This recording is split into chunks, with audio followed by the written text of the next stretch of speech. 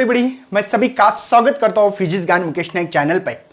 आज हम लोग क्लास 11th का 5 नंबर का लेक्चर जो है हमारे पास ग्रेविटेशन। पुराने सिलेबस में ये चैप्टर क्लास 12th में था, अभी ये 11th में आ गया है। बहुत ही अच्छा चैप्टर है। आप लोगों ने क्लास 10th में भी ग्रेविटेशन चैप्टर जो पढ़ा है उसके ही रिलेटेड ये चैप्टर है। सेम टू सेम कुछ कंटेंट को उठाया गया है। तो इस चैप्टर को हम लोग ओनली क्लास 10th में बहुत ज्यादा डिटेल्स में नहीं पढ़ते थे, लेकिन 12th में बहुत ज्यादा डिटेल्स में पढ़ने वाला है। तो आज हम लोग इंट्रोडक्शन, कुछ साइंटिस्ट के नाम ले लूंगा, उसके बाद में कुछ लॉस पढ़ने हैं जो केपलर्स लॉ होगा हमारे लिए। तो सबसे पहले यहां पे कुछ इंट्रोडक्टरी बात होनी चाहिए। तो सबसे पहले इस चैप्टर में ज्यादा इंट्रोडक्शन नहीं लूंगा मैं तो छोटी छोटी बातें क्या बतानी है उसको, जो 10th में मैंने पढ़ाई है ऑलरेडी। 10 का लेक्चर देख सकते हैं। उसमें आप लोगों को कहा गया है कि कोई भी दो मैटर्स पार्टिकल यहां पे एक दूसरे को अट्रैक्ट करता है। जैसे कि ये मार्कर भी रखा, तो देखो मार्कर अर्थ की तरफ आ रहा है। कोई पेड़ है, ट्री है, वहां से कोई उसका जो भी फ्रूट्स होगा वो भी नीचे गिरता है। मतलब ये क्यों हो रहा है, दुनिया में सभी चीज एक दूसरे को अट्रैक्ट, मैं और आप भी अट्रैक्ट हो रहे भैया, हाँ, लेकिन वो अट्रैक्शन का फोर्स बहुत कम है। इसका भी प्रूफ मैंने क्लास 10 में बहुत बहुत ही बढ़िया दिया है और बहुत इंटरेस्टेड दिया है। तो आप लोगों को कुछ साइंटिस्ट के बारे में पता होना चाहिए। तो थोड़ा सा एक इंट्रोडक्टरी पार्ट आपके सामने मैं प्रेजेंट करने जा रहा हूं कि जैसे कि ये चीज जो सबसे पहले इटालियन जो साइंटिस्ट है गैलीलियो, पता है ना, गैलीलियो दूरबीन सबसे पहले बताया थी उन्होंने, है ना। तो इसके बारे में गैलीलियो साहब ने भी हम लोगों को कुछ ग्रेविटेशन के कुछ डेमोन्स्ट्रेशन दिए। उन्हें पिसा टावर पे जाके दो चीज नीचे फेंक दी, लेकिन दोनों का मास अलग अलग था। लेकिन देखा गया कि दोनों चीज सेम टाइम पे आ गई थी। मतलब अपने घर के छत पे भी जा सकते हैं दो चीज। देखो वहां पे वैक्यूम होना बहुत जरूरी है, तो एयर के कारण होता है ऐसा। नहीं तो आप लोग एक ऐसे कोई फिदर डाल सकते हो और एक बॉल डाल सकते हो, दोनों भी नीचे जब आएंगे सेम टाइम पे आ सकते हैं। अब बोलेंगे सर ऐसा तो होता नहीं है हमारे जीवन में, हम तो देखते हैं नहीं होता है। सही बात है। क्यों नहीं होता? क्योंकि फ्रिक्शन फोर्स है, एयर रेजिस्टेंस है, बहुत सारी चीजें इसके ऊपर मायने करती है। लेकिन वहां पे वैक्यूम से अगर कोई चीज डालोगे तो बराबर नीचे जो टाइम होगा उनका दोनों का आने का वो सेम होने वाला है। उसके बाद में हमारे पास कोई साइंटिस्ट आ गए, जैसे हमारे इंडियन साइंटिस्ट है आर्यभट्ट। बहुत बढ़िया नाम सुना है सर हमने, आर्यभट्ट। उसके बाद में कुछ केप्लस, टाइकोब्रा, सॉरी ये नाम नहीं सुना, हाँ बताऊंगा। उन्होंने सबसे पहले बताया था कि earth revolve around the sun, moon revolve around earth in circular orbit. पहले कहा जाता था ऐसे कि कोई भी जो प्लैनेट है, उसके पहले तो बहुत अलग थ्योरी थी भैया, वो तो नहीं पढ़ाना पॉसिबल, अभी ये इंट्रोडक्शन नहीं बताऊंगा मैं, ठीक है ना। आप लोग डाल सकते हो यहां पे कि हिस्ट्री ऑफ द ग्रेविटेशन, तो आपको मिल जाएगी, ठीक है ना। तो ये जो प्लैनेट है, ये जो भी प्लैनेट समझो हम अर्थ मान रहे हैं अभी, तो ये अर्थ सर्कुलर ऑर्बिट में मूव करती है। अगर अपने अर्थ को माना यहां, तो जो मून होगा वो सर्कुलर ऑर्बिट में क्या करता है, रिवॉल्व करता है। ऐसे बताया गया था सबसे पहले। किसने बताया था ऐसे? तो हमारे जो आर्यभट्ट साहब है। उसके बाद में क्या हुआ भैया कि टाइकोब्रा, क्या नाम है, टाइकोब्रा आगे उन्होंने कहा कि ये जो कहा जाता है क्या earth revolve around the sun in a circular orbit, वो सरासर यहां पे ये बात फॉल है, ये बात झूठी है, ऐसा होता नहीं है। लेकिन ये थ्योरी बहुत हजारों साल चली भैया कि जो भी कोई भी प्लैनेट हो revolve around the sun in a circular orbit. इसके पहले तो कुछ और ही थ्योरी थी, पता है क्या, कि अर्थ को सेंटर माना जाता, बाकी सभी planet revolve around the earth करते, ऐसे माना जाता था। लेकिन आर्यभट्ट जो हमारे इंडियन ग्रेटेस्ट साइंटिस्ट है, उन्होंने सबसे पहले कहा था ऐसे। तो लेकिन टाइकोब्रा आ गए, उन्होंने कहा कि यार ये तो होता नहीं है। एक्चुअल में क्या होता है, अगर आपका सन हो या कोई भी प्लैनेट हो आपका, वो इलिप्टिकल ऑर्बिट में मूव करता है। अंडा, संडे व मंडे रोज खाए अंडे, ठीक है। तो ये करता है ऐसे रिवॉल्व, मतलब इलिप्टिकल फॉर्म में करता है। कौन से फॉर्म में करता है? इलिप्टिकल फॉर्म में करता है। ऐसे सबसे पहले टाइकोब्रा ने कहा था। एक्चुअल उसके बाद में लेकिन लॉ जब फेमस हो गया वो है हमारा केप्लर्स लॉ। तो इसके बाद में केप्लर्स लॉ आ गए। एक्चुअली टाइको ब्राहे की जितनी भी थ्योरी थी, ऐसा कहा जाता है कि ये पूरी की पूरी थ्योरी उन्होंने लाई, मतलब इनकी थ्योरी, मैं ऐसे नहीं बोल सकता, बड़े साहब है ये, तो चोरी किया ऐसे बोलेंगे हम लोग। केप्लर्स लॉ ने पूरे के पूरे इनके लॉ ला ले, और इसमें केप्लर्स लॉ ने हम लोगों को 3 लॉ दे दिए। कितने? 3 लॉ ले दिए। किसके बारे में? जो भी हमारा प्लैनेट होगा, ये प्लैनेट जो मूव करता है, इसके बारे में अलग अलग लॉ लाए हैं। पहला लॉ था कि कोई भी प्लैनेट हो वो रिवॉल्व करता है सन को एक इलिप्टिकल ऑर्बिट में, मतलब सर्कुलर ऑर्बिट में करता नहीं है। दूसरे थ्योरी में कहा, दूसरे लॉ में, कि एरियल वेलोसिटी मतलब equal area equal interval of time में क्या होता है सर, कुछ समझ में नहीं आ रहा, बिल्कुल मत समझने दो, मैं आपको लॉ जब पढ़ाऊंगा तभी समझ में आएगा। और थर्ड लॉ ये पीरियड के बारे में कहा है। तो इन तीनों लॉ को हम लोग आप 1 बाय 1 बहुत बेसिक लेवल से हम लोग आप लोगों के सामने इसको प्रेजेंट करने के लिए तैयार है, ठीक है। तो उसके बाद में पहले तो आप लोगों को कुछ ग्रेविटेशन लॉ तो पता ही होगा, जो 10th में पढ़ा, F is equal to G m small m divide by r square, ठीक है। तो कोई भी ये जो लॉ है भैया, ये ग्रेविटेशनल, ये जो फोर्स है, force of attraction only, gravitation law में फोर्स ऑफ ओनली कौन सा होता है? अट्रैक्शन वाला, जो फोर्स होता है अट्रैक्शन वाला। क्योंकि भैया एक ऐसा भी फोर्स है, एक अट्रैक्शन रिपल्शन करने वाला, कौन सा? Coulomb's law. 2 चार्जेस है, positive positive repulsion, negative negative repulsion, positive negative attraction, boys and girl. Sir ऐसा मत बोल। ये जो भैया ये है यूनिवर्सल, है ना, universal gravitational constant, gravitational constant मतलब ब्रह्मांड में कहीं भी जाओ, ये सब तरफ कांस्टेंट होता है। ये मास ऑफ द प्लैनेट होगा, ये मास ऑफ द सैटेलाइट जो भी होगा, और ये डिस्टेंस बिटवीन है। लेकिन ये जो डिस्टेंस बिटवीन है, ये सेंटर टू सेंटर होता है भैया, ये सेंटर टू सेंटर। लोग क्या करते मालूम है, यहां से यहां डिस्टेंस गिनते नहीं, ये सेंट्रल फोर्स भी है, ठीक है। तो ये ग्रेविटेशन लॉ के बारे में एक फार्मूला याद होना चाहिए, जी की वैल्यू याद होना चाहिए 6.671 10⁻11 न्यूटन मीटर स्क्वायर पर केजी स्क्वायर, ठीक है। जब भी लॉ आएगा तब मैं आपको डिटेल्स में आप लोगों को समझाने की कोशिश करूंगा मैं, ठीक है। पहले सबसे पहले हम लोग लॉ की तरफ बढ़ रहे हैं आगे, तब तक आप लोगों को केप्लर्स लॉ क्या होता है, ग्रेविटेशन लॉ तो समझाया मैंने, केप्लर्स लॉ ये शॉर्टकट में समझाया भैया, आप लोगों को डिटेल्स में पढ़ना है। हम लोग आप स्टार्ट करने जा रहे हैं 5.2 केप्लर्स लॉ, ठीक है। कौन सा लॉ? केप्लर्स लॉ जो है, इसको ही फाइंड ये करेंगे और यहां पे लिखेंगे आप हम लोग केप्लर लॉ। कितने लॉ है हमारे पास? 3। क्या क्या लॉ है, डिस्कशन होने वाला जा रहा है। तो सबसे पहले इसको नोट डाउन करें, कब कब, वो तो आपको पता है 1906 जो भी है ना, वो तो बताऊंगा नहीं मैं, लेकिन आपको लॉ क्या है बारीकी से समझाने की कोशिश करने वाला। सबसे पहले हमारे पास केप्लर का फर्स्ट लॉ है, इसको लॉ ऑफ ऑर्बिट कहते हैं। मतलब क्या सर? क्योंकि ऑर्बिट के बारे में पहला लॉ है, वो पहला लॉ केप्लर्स लॉ जी कहते हैं कि यहां पे हमारी जो भी प्लैनेट होगा वो इलिप्टिकल ऑर्बिट्स में मूव होता है। जैसे कि पहले कहा जाता था कि सर्कुलर ऑर्बिट में कोई भी प्लैनेट मूव करता है, एक्चुअली ये गलत था। एक्चुअल में क्या है कि यहां पे हमारा जो भी प्लैनेट होगा वो planet revolve around the sun in elliptical orbit में, मतलब पाथ के बारे में है, ऑर्बिट के बारे में है। मतलब यहां पे अगर आप लोग देखोगे तो ये इलिप्स, जैसे इलिप्स, और आप लोगों ने मैथमेटिक्स में पढ़ा होगा I think, X square by A square plus Y square by B square is equal to 1। ये आपको किसका, ये इलिप्स का इक्वेशन है, पता है ना। अब मैं इसके बारे में ज्यादा डिस्कशन नहीं करने वाला हूं, मैं तो मैथमेटिक्स तो नहीं पढ़ाता हूं, लेकिन फिलहाल मैं इलिप्स के बारे में, ना ये सर्कल है ना ये सर्कल है, ना ये पैराबोल है ना और कोई है, तो ये इलिप्स है भैया। इलिप्स जैसे ही ये हमारा जो प्लैनेट है ये मूव करता है। और क्या बताया था, चलो इस डिस्टेंस को उन्होंने 2a कहा है। क्या कहा है? 2a। इसको कहते हैं मेजर एक्सिस कहते हैं भैया। ये कौन सी? मेजर, क्योंकि ज्यादा लंबी होती है इस एक्सिस से। और ये जो एक्सिस है भैया, ये जो दिख रहा है आपको यहां पे, इसको हम लोग लिख सकता हूं 2b। तो इसको कहते हैं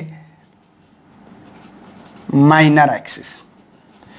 बात समझ में आ रही है? ये जो डिस्टेंस दिखाई दे रहा है ये मेजर एक्सिस ज्यादा बड़ी है, माइनर छोटी, इसलिए माइनर एक्सिस का है। इसी को कहते हैं, ये जो दिख रहा है मतलब ये ए डिस्टेंस होगा और यहां से ये भी ए डिस्टेंस होगा।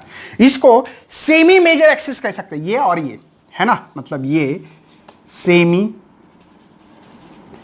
मेजर एक्सिस कहते हैं, मतलब ये भी सेमी मेजर एक्सिस होगा। मतलब ये डिस्टेंस भी बी होगा और ये भी डिस्टेंस बी होगा, B plus B two B. तो ये जो है ये है सेमी माइनर एक्सिस होगा। बात समझ में आ रही है?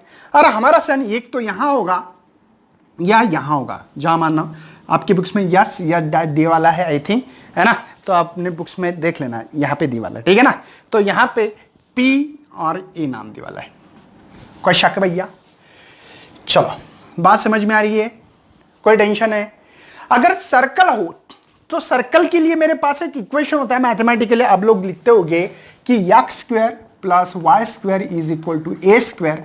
इसको हम लोग कहते हैं सर्कल का इक्वेशन। मैथ्स पढ़ते होंगे, कोई लेना देना नहीं याद करना छोड़ दो, आपका मैथ्स नहीं है तो छोड़ दो इस चीज को, ठीक है ना, कोई टेंशन नहीं है, मैं आपको समझा के दूंगा धीमे धीमे, हर चीज के एक्सप्लेनेशन देने वाला हूं।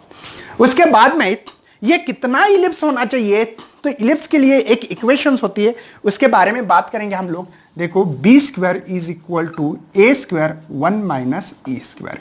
इसका मतलब ई क्या है, तो ई है भैया इसेंट्रिसिटी। इसेंट्रिसिटी मतलब क्या है कि ये कितना दबे वाला है, मतलब जो सर्कल था इसको दबा दो, ऐसे ऐसे झूम दबा दो, तो इसको इसेंट्रिसिटी कहते हैं। और ये इसेंट्रिसिटी हमेशा ये 0 से बड़ी होना चाहिए और ये 1 से छोटी होना चाहिए। इसेंट्रिसिटी समझ में? 0 से बड़ी और 1 से छोटी होना चाहिए। मतलब ई 10 टू द 0 रहा, मतलब करीब करीब 0 रहा ई, मतलब भैया ये सर्कल है, मतलब ये प्योर सर्कल है। अगर ई यहां से अगर 1 के तरफ जाता है, 1 के तरफ कह रहा हूं मैं, 1 के तरफ, तो जैसे जैसे 0 से 1 के तरफ, देखो 0 से ई से 1 के तरफ हम लोग अगर जाएंगे तब यहां पे हमारा उतना ही ज्यादा इलिप्स बन पाएगा। मतलब जैसे जैसे आप लोग ई की वैल्यू बढ़ाओगे, 1 की तरफ जाओगे, वैसे वैसे चपटा हो जाएगा जूम, तो वो इलिप्स बन जाता है। बात समझ में आ रही है? कोई टेंशन है? ठीक है, ओके। अगर इसके कोऑर्डिनेट निकालना है तो आप लोग निकाल सकते हो, यहां से ऐसे बोल सकते हैं इसको, ये ए है, ठीक है ना, और ये 0 ऐसे लिख सकते हो। आपको अगर लिखना ही है तो कोई प्रॉब्लम नहीं है, ठीक है। और यहां पे इधर माइनस है तो माइनस है 0। बात सही है? सही है, हाँ। ये यहां पे x एक्सिस 0 है और b है, यहां पे x एक्सिस 0 है और यहां पे माइनस b, ऐसे लिख सकते हैं इसको कोऑर्डिनेट, ठीक है। और यहां से यहां जो डिस्टेंस है भैया वो है ए ई, और यहां से भी ए ई, इसेंट्रिसिटी इसलिए, ठीक है। ये सन का दूरी है। अब आपको समझ में आ गया? अगर समझो सन यहां पे है, आपका ये सन है, समझो यहां पे छोड़ दो, यहां पे नहीं है ऐसा, तो आपको समझ में आ रहा है कि ये डिस्टेंस नजदीक है, ये डिस्टेंस बहुत दूर है। अरे दिख रहा ना, ये सन से किसी ने कहा कि नाम दिया था, चलो मैं इधर थोड़ा सा इसको मिटा दे रहा हूं, ये सेमी मेजर है ना, सेमी माइनर, मेजर एक्सिस किसको कहते हैं, ये पूरा की पूरा सेमी मेजर एक्सिस, ये माइनर एक्सिस है। सेमी मतलब आधा। बात समझ में आ रही है? कोई टेंशन नहीं होना चाहिए, ठीक है। ये बातें आपके दिमाग में आना बहुत ही जरूरी है, ठीक है ना, इंपॉर्टेंस है भैया। चलो मैं इसको, इस डायग्राम को मिटा के दोबारा लिखूंगा, क्योंकि मुझे इसके क्लोजेस्ट डिस्टेंस और दूर वाले डिस्टेंस को नाम दिया गया है हमारे फिजिक्स में। तो क्या नाम दिया देते हैं ये पता होना चाहिए। देखो ये हमारा इलिप्स है भैया, ठीक है।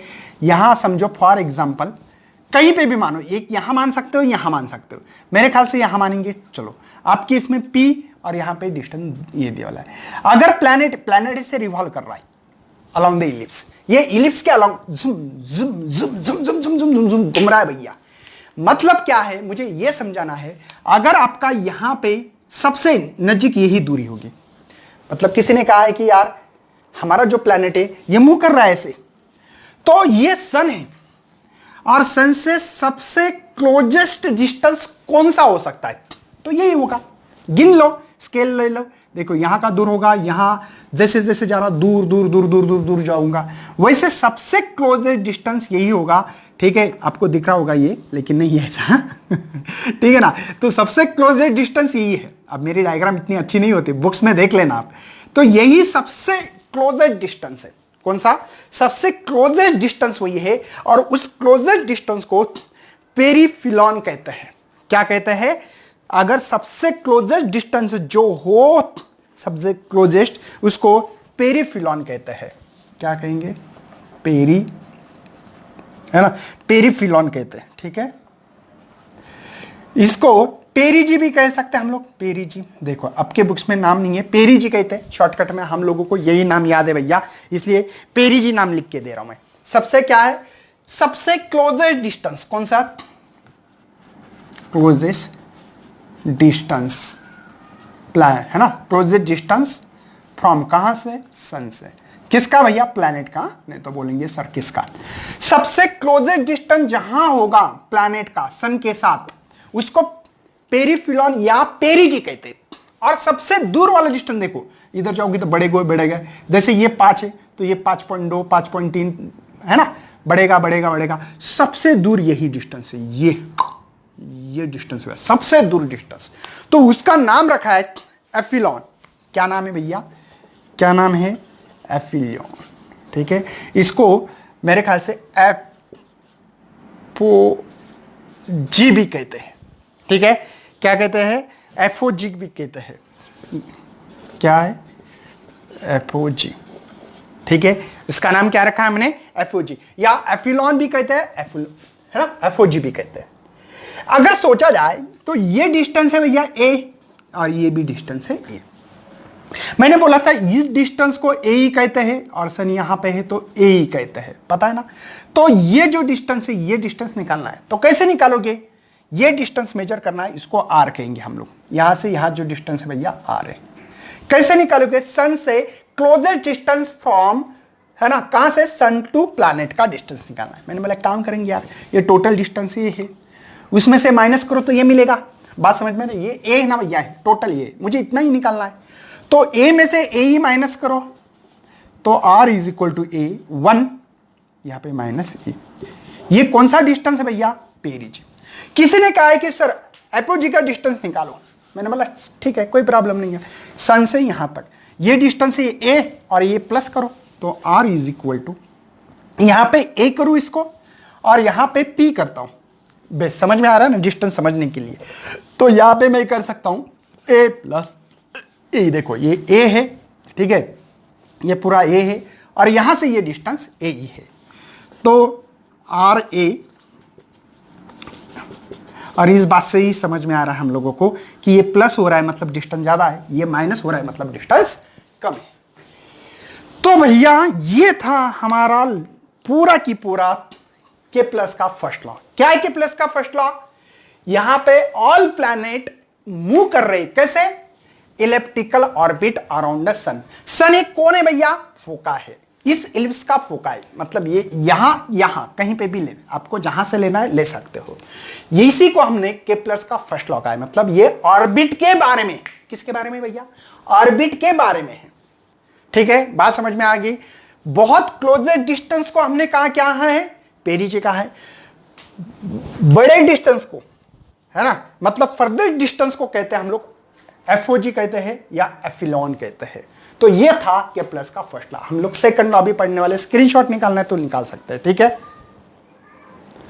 सेकंड लॉ की बात चालू है अभी। के प्लस का सेकंड लॉ, वो लॉ है लॉ ऑफ एरिया के बारे में। क्या है? Law of area. उनका कहना था के प्लस साहब का, एक्चुअली ये टाइको ब्राक के पूरे लॉज है, उन्होंने मॉडिफाई करके दे दिया हम लोगों को, ऐसे बता सकते हैं। ठीक है ना। तो उन्होंने कहा है सबसे पहले, जैसे कि कोई भी प्लैनेट कैसे मूव कर रहा है, पहले लॉ में पढ़ा हमने, कोई इलिप्टिकल ऑर्बिट में कर रहा है। उनका कहना ये था कि जैसे कि फॉर एग्जांपल सन यहां है, ठीक है, सन यहां है, समझो sun is the one of the foci. जब भी हमारा प्लैनेट जैसे जैसे सन के करीब आता है, नजीक आता है, क्लोजेस्ट आता है, तब उसकी वो स्पीड बढ़ाता है, जूम, यहां पे स्पीड बढ़ाता है, वो स्पीड बढ़ाता है।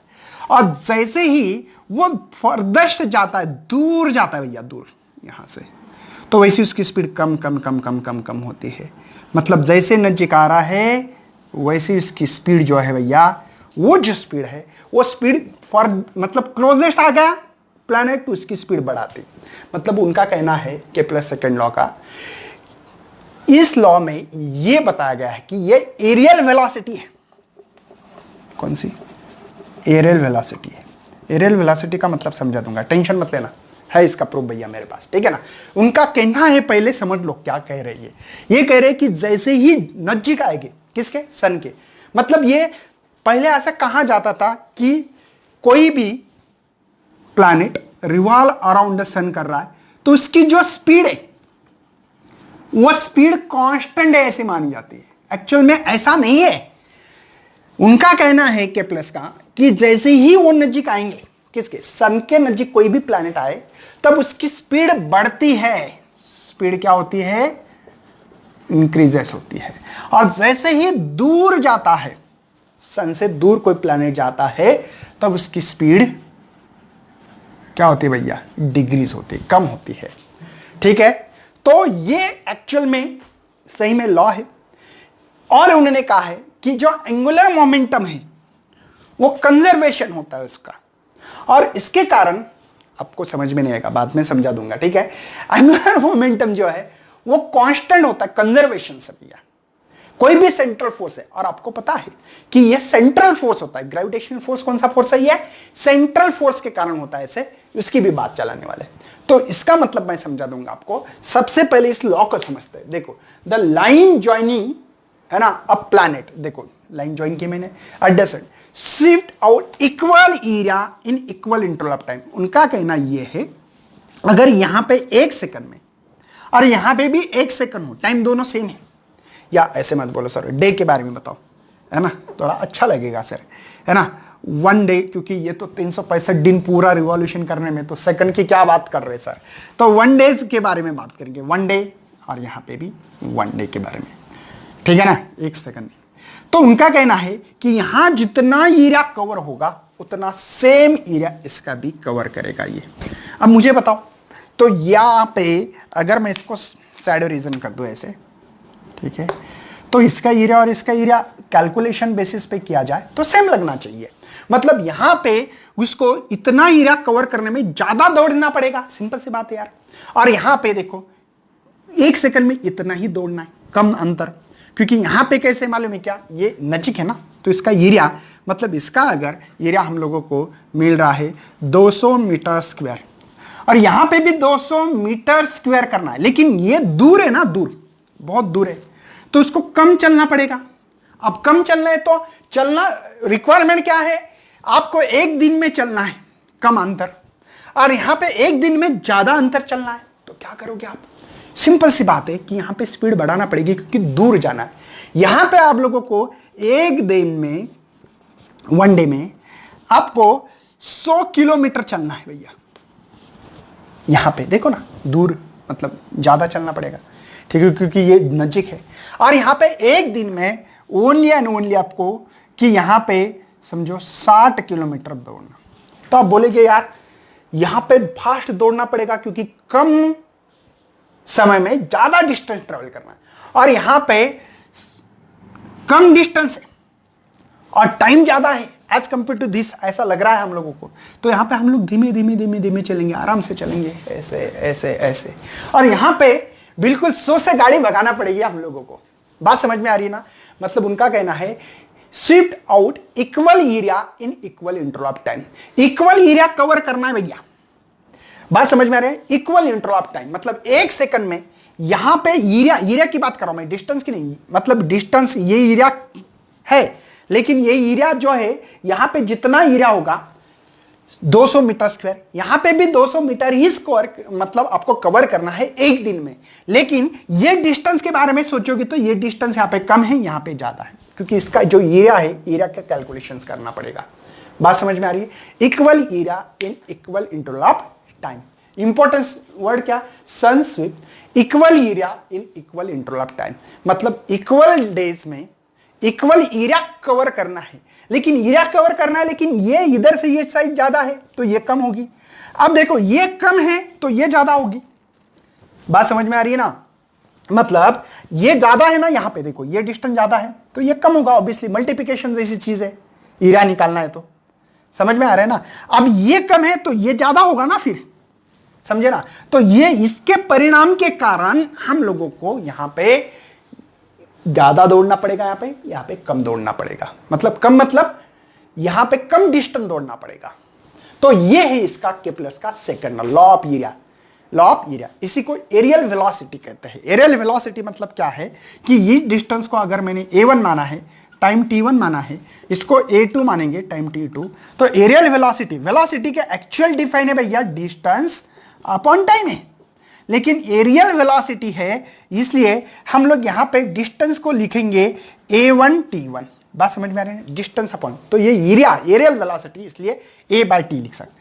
तो इसका और इसका ये जो रेशो है ये सेम होना चाहिए, इसको areal velocity, area upon time, देखो distance upon time, area upon time, aerial velocity है, बात समझ में आ रही है, a1/t, जैसे कि डिस्टेंस अपॉन टाइम तो area upon time, area upon time, ये सेम होना चाहिए, कांस्टेंट होना चाहिए, इसको एरियल वेलोसिटी कहते हैं। बात समझ में आ रही है, बढ़ना आगे भैया, कोई दिक्कत तो नहीं है। ओके, इसका प्रूफ देना है कि सर ये सही में हो रहा है क्या, आपने तो थ्योरेटिकली बता दिया है बोल के बोल दिया, लेकिन ऐसा क्यों होता है, तो इसका एक प्रूफ होना हमारे लिए बहुत ही जरूरी है, इसलिए प्रूफ के साथ हम लोग अब आएंगे। सबसे पहले देखो यहां पे जो डायग्राम थी हमारी, डायग्राम के हिसाब से हम लोग बात करने वाले हैं, आपके बुक्स में जो डायग्राम दी वाली वही निकालने वाला हूं मैं। एक्चुअल में एक बात बोलूं क्या, हम लोग जो अजम्पशन मान रहे ना वो थोड़े जानबूझकर मान रहे, वैसा नहीं होता है, लेकिन एक्चुअल में नहीं होता ऐसा, लेकिन मान के चल रहे हम लोग, ये सन है हमारा, ठीक है, ओके, ये सन से ये दूरी है, यहां से ये है, देखो ये सन है, ओके, आपके बुक्स में जो नाम लिए हैं वही लेता हूं मैं, ठीक है। तो ये जो है P, ये डिस्टेंस R है, ये P है।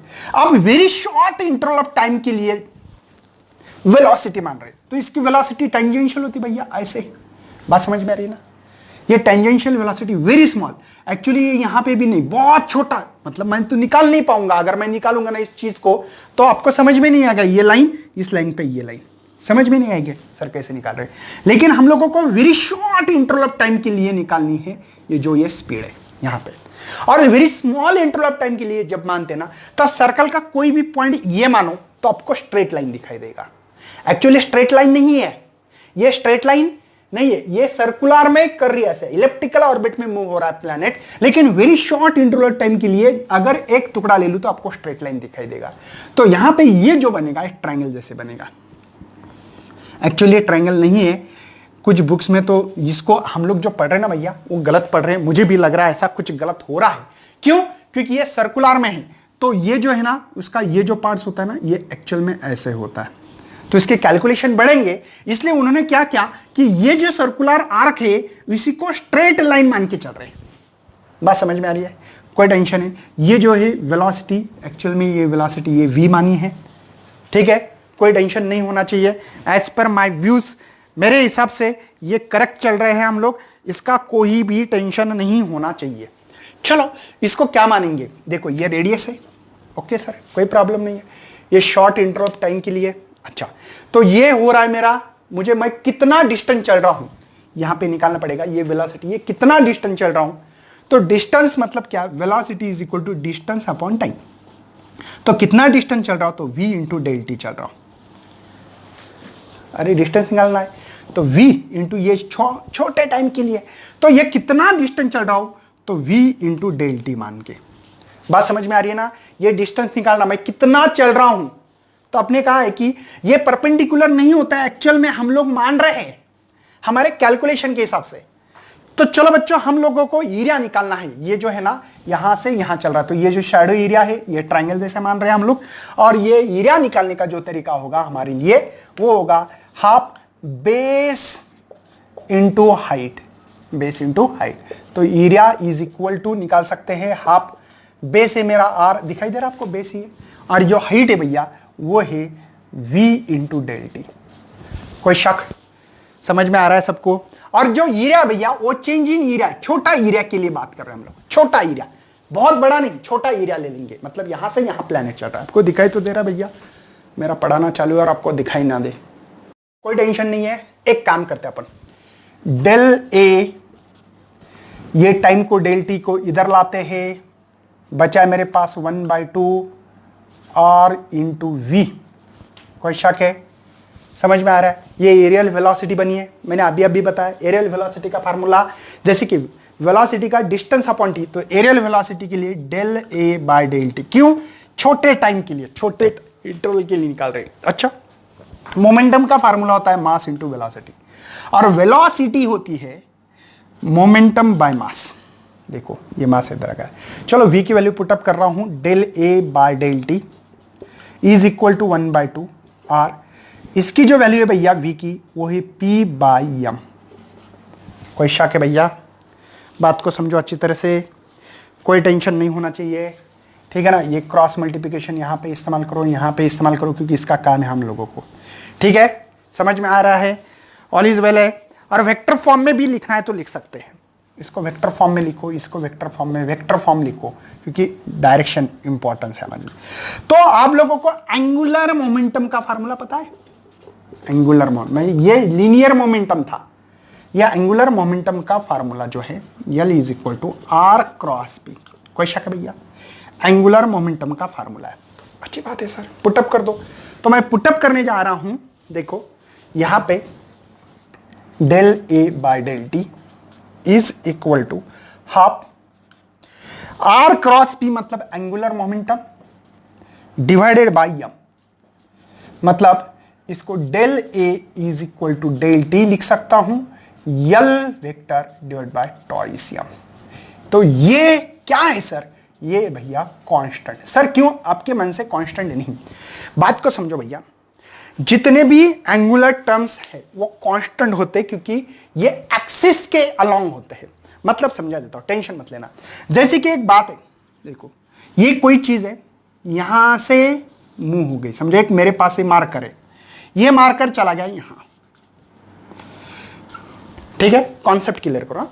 यहां से मार्कर गया यहां, तो कितना थीटा चला? आपने कहा कि 30 डिग्री चला भैया। फिर वो यहां का पार्टिकल है, समझो मेरा मार्कर के पार्टिकल से बना, ये अलग अलग पार्टिकल से, यहां का पार्टिकल जो चल रहा है, इसकी लीनियर वेलोसिटी, इस पार्टिकल की लीनियर वेलोसिटी, इस पार्टिकल की लीनियर वेलोसिटी, इस पार्टिकल की लीनियर वेलोसिटी हो सकती है अलग। मतलब यहां इस पार्टिकल की वेलोसिटी हो सकती है 5 मीटर प्रति सेकंड, यहां पे हो सकती है 10, यहां पे हो सकती है 15, और यहां पे हो सकती है 20 मीटर पर सेकंड। बात समझ में आ रही है? अलग अलग वेलोसिटी, लेकिन एंगुलर वेलोसिटी कांस्टेंट है भैया। क्यों?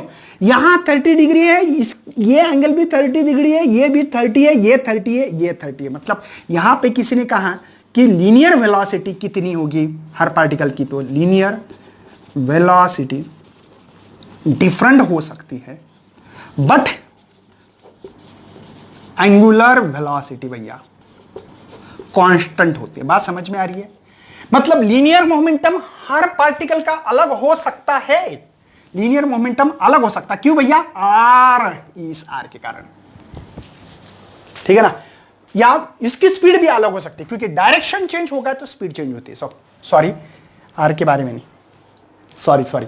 यहां पे मोमेंटम का फार्मूला है mass into velocity. Velocity change हो रही है, देखो इसका डायरेक्शन है, यहां आ गया तो ये डायरेक्शन, यहां आ गया तो ये डायरेक्शन, यहां आ गया तो ये डायरेक्शन, वेलोसिटी चेंज हो रही है।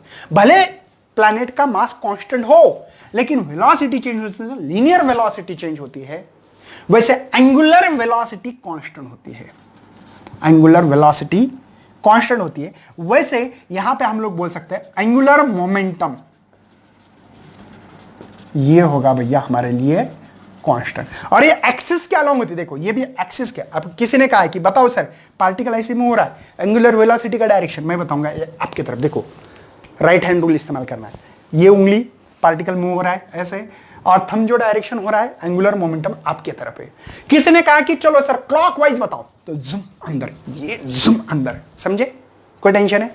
उसके बाद में वैसे एंगुलर मोमेंटम का भी डायरेक्शन देखो, R cross P, R cross P, निकालते कैसे, देखो मैंने लिखा आर क्रॉस पी, मतलब ये देखो ये आर है भैया, ये आर है ना, आर क्रॉस पी, पी तो मोमेंटम ऐसा कर रहा है, वेलोसिटी का जो डायरेक्शन वो मोमेंटम का होगा, ये देखो एंगुलर मोमेंटम। तो एंगुलर मोमेंटम कांस्टेंट है, मास भी कांस्टेंट है भैया, टू तो टू ही रहने वाला है, तो ये कांस्टेंट है, मतलब एरियल वेलोसिटी। ये फार्मूला किसका भैया, ये एरियल वेलोसिटी का फार्मूला है, मतलब ये जो है यहां पे आप लिख सकते हो areal velocity is equal to L by twice M. तो ये कांस्टेंट ही होगा कि नहीं होगा, बिल्कुल होगा भैया, समझे। मतलब एरियल वेलोसिटी जो प्लैनेट मूव कर रहा है इन इलिप्टिकल ऑर्बिट में सेम है, कांस्टेंट है एरियल वेलोसिटी, क्योंकि L by twice M constant, तो एरियल वेलोसिटी भी constant, angular momentum constant, mass constant. क्यों कांस्टेंट है भैया, ये बता रहा हूं मैं आपको। देखो यहां पे थीटा एंगल कांस्टेंट कांस्टेंट, वैसे एंगुलर मोमेंटम, जैसे कि ये बात समझ में आती, लीनियर वेलोसिटी अलग इसकी पांच इसकी, क्योंकि दूर भाग रहे हैं ना, और समय तो सेम है भैया, यहां से यहां पार्टिकल 1 सेकंड में गए, तो ये भी 1 सेकंड में जा रहा है, ये भी पार्टिकल 1 सेकंड में, ये भी पार्टिकल 1 सेकंड में, ये भी पार्टिकल 1 सेकंड में, ये सेकंड में, इसको धीमे जाएगा क्योंकि डिस्टेंस कम कवर करना है, इसको ज्यादा करना, इससे और ज्यादा करना, इससे और ज्यादा करना, इससे और ज्यादा करना। लेकिन एंगल थीटा 30-30 सबके लिए 30 है, वैसे ये भी एंगुलर मोमेंटम इज कांस्टेंट होगा भैया। एंगुलर वेलोसिटी, आपको एक बात पता होना चाहिए, L is equal to I omega, एक फार्मूला हमारे पास, तो ये कांस्टेंट है, समझे क्या, समझे भैया। तो ये है केपलर का सेकंड लॉ ऑफ एरिया के बारे में, बात समझ में आ रही, एरियल वेलोसिटी कांस्टेंट है, क्यों है, क्योंकि ये कांस्टेंट इसलिए।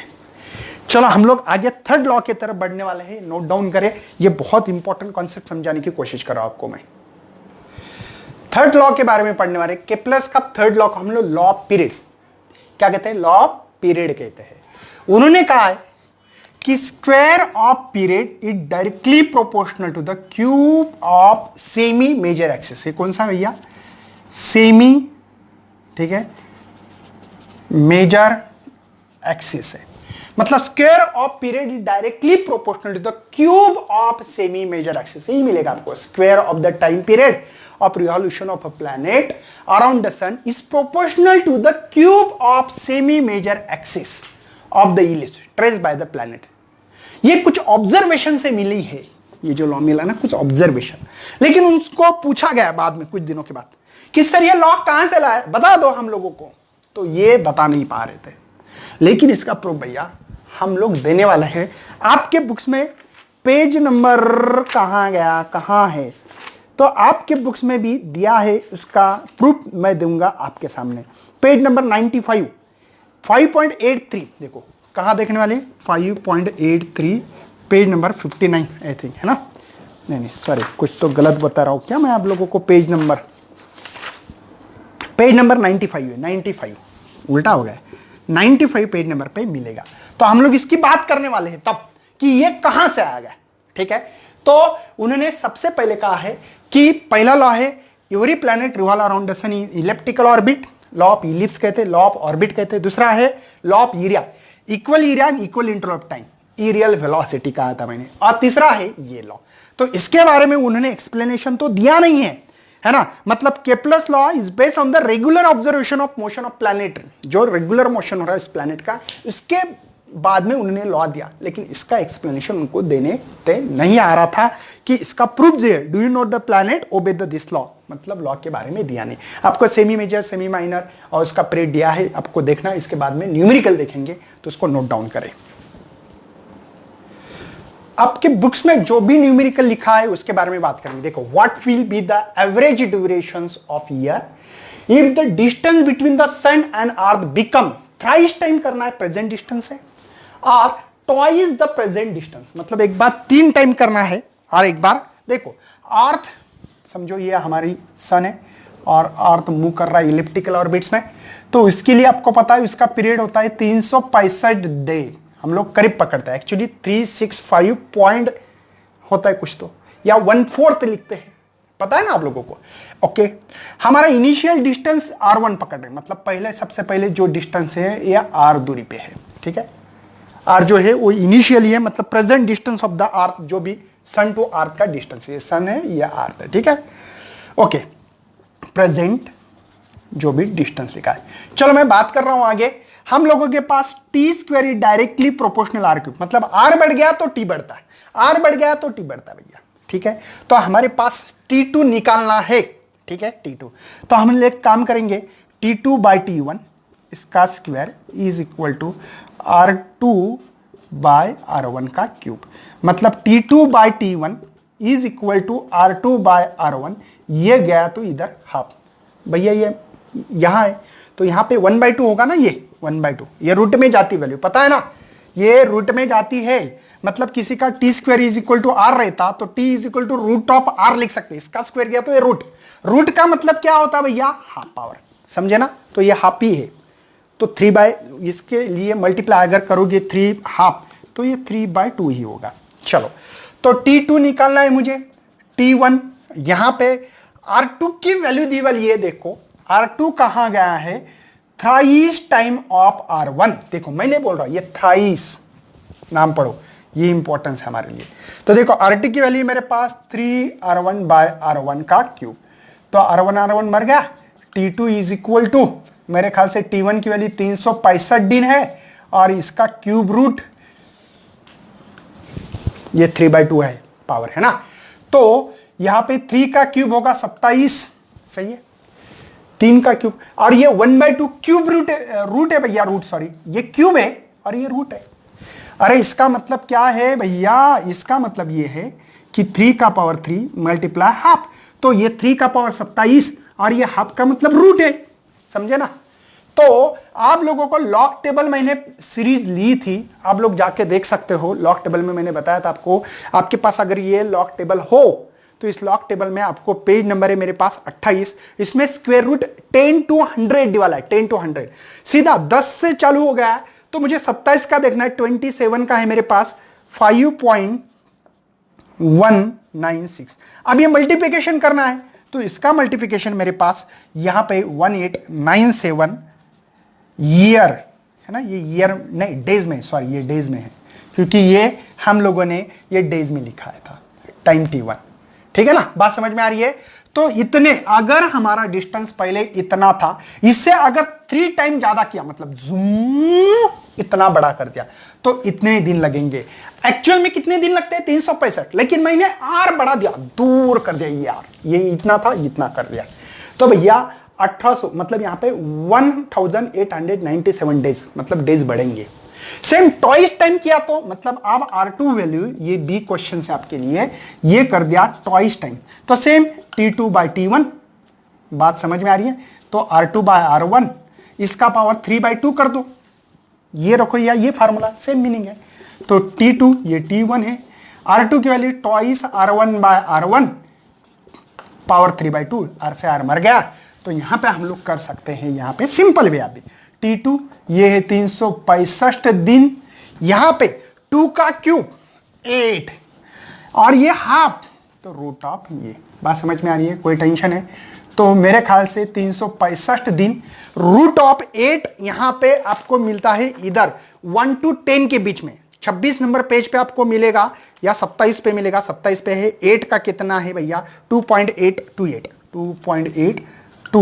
तो इसका भी कैलकुलेशन 1032 मिलता है और ये डेज में, मतलब दूरी की कमतरता है यहां पे कम दूर है तो कम डेज लगे, ज्यादा दूरी है देखो ना, थ्राइस टाइम ज्यादा है इसलिए ज्यादा डेज लगे, मतलब डिस्टेंस पे डिपेंड करता है आपको कितने डेज लगेंगे कितने नहीं है।